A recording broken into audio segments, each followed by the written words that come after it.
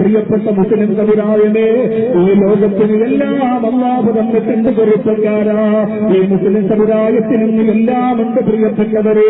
പള്ളിയുണ്ട്, മദ്രസയുണ്ട്, സ്ഥാപനങ്ങളുണ്ട്, സംഘടനകളുണ്ട്, സാധുമാരുണ്ട്, നേതാക്കന്മാരുണ്ട്, സമ്പത്തുണ്ട്, അഭിമാനമുണ്ട്, സ്വത്തുണ്ട്. എല്ലാ മേഖലയിലും കൈകടത്താനുള്ള കരുത്തുള്ള കഴിവുണ്ട്. രാഷ്ട്രീയ സ്വാധീനമുണ്ട്, സാമ്പത്തിക സ്വാധീനമുണ്ട്, അധികാര കസേരകളെ പിടിച്ചുവെക്കാനുള്ള കരുത്തും കഴിവുമുണ്ട്. പക്ഷേ നഷ്ടപ്പെട്ടു പോയതല്ല, ഏറ്റവും വലിയ ഒരു ആയുധം വിശ്വാസിക്ക് നഷ്ടപ്പെട്ടു പോയിരിക്കുകയാ.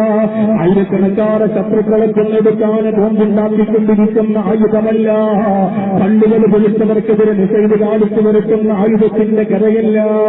നൂറ്റാണ്ടുകൾക്ക് മുമ്പ് അല്ലാഹു റസൂൽ ഈ വിശ്വാസിക്കൊരായുധം തന്നിട്ടാ പോയത്. ഇന്ന് നമ്മുടെ പ്രിയപ്പെട്ട സമുദായത്തിന് ആയുധം ആവശ്യമില്ല. ആ ആയുധം കൈകൊണ്ട് തരാൻ എന്റെ പ്രിയപ്പെട്ട ഉമ്മയും പെങ്ങളും തയ്യാറല്ല. എന്തെന്നറിയോ, അല്ലാഹു റസൂൽ പറഞ്ഞതാ, ഒരു വിശ്വാസിക്ക് ഈർച്ചവാളുപോലെ മൂർച്ചയുള്ള ഒരു ആയുധം ഞാൻ കൊടുത്തിട്ടുണ്ട്. പിശാചുക്കളെ വെട്ടിയറിയാനുള്ള ആയുധമാണ്, പരീക്ഷണങ്ങളെ വെട്ടിയറിയാനുള്ള ആയുധമാണ്, സങ്കടങ്ങളെ വെട്ടിയറിയാനുള്ള ആയുധമാണ്, കണ്ണുനീരുകളെ വലിച്ചെറിയാനുള്ള ആയുധമാണ്. സന്താപക്കടയിൽ നിന്ന് സന്തോഷത്തോടെ പുഞ്ചിരിയുടെ കൂടെ തുറന്നുകൊണ്ട് കടയിലേക്ക് പ്രകാശത്തിന്റെ പ്രഭവരത്തിലേക്ക് കടന്നെടുക്കാൻ പറ്റുന്ന ഏറ്റവും വലിയ ആയുധമുണ്ട്. അല്ലാഹു റസൂൽ അതിനെ കുറിച്ച് പറഞ്ഞത് അത് ദുആയാണ്, അത് പ്രാർത്ഥനയാണെന്ന് നബിയുനാ മുഹമ്മദ് മുസ്തഫ സല്ലല്ലാഹു അലൈഹി വസല്ലം തങ്ങൾ പറയുന്നു. നമസ്കരിക്കാൻ പള്ളിയിലേക്ക് ഓടുന്ന ആധുനിക കാലഘട്ടത്തിലെ ചെറുപ്പക്കാരാ, ഇമാം സലാം വീട്ടാൻ വേണ്ടി കാത്തിരിക്കുകയല്ലേ. സലാം വീട്ടി കഴിയുമ്പോ ജീവിതത്തിന്റെ തിരക്കുകളിലേക്ക് നാണമില്ലാതെ പള്ളിക്കുളപ്പിരുന്ന് ഇറങ്ങി ഓടുന്ന ചെറുപ്പക്കാരാ, നിന്റെ ഭവനത്തിന്റെ അകത്ത് രാത്രി സമയത്ത് വന്ന് കിടക്കാൻ പോകുന്നു. നിന്റെ രണ്ട് കൈ ഇങ്ങനെ വെച്ചിട്ട് അല്ലാഹുമ്മ ഗ്ഫിർലനാ, പടച്ചവനെ എനിക്ക് പുറത്തു തരണയല്ല. ആരാണ് പറയുന്നത്?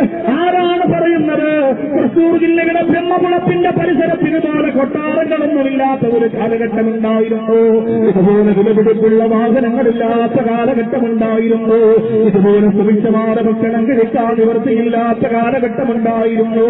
അല്ലാഹുവേ, മഴവയുടെ ചോർന്ന് നിൽക്കുന്ന ചോരയ്ക്ക് കത്ത് കിടന്നിരുന്ന തൃശൂർ ജില്ലയിലെ എന്റെ പ്രിയപ്പെട്ട ഉമ്മമാര് അന്ന് രാത്രിയിൽ കിടന്നുറങ്ങുമ്പോ രണ്ട് കൈയും നനവെച്ചിട്ടല്ലോ, എന്റെ മക്കളെ കാക്കണയല്ല, എന്റെ കുടുംബത്തെ കാക്കണയല്ല.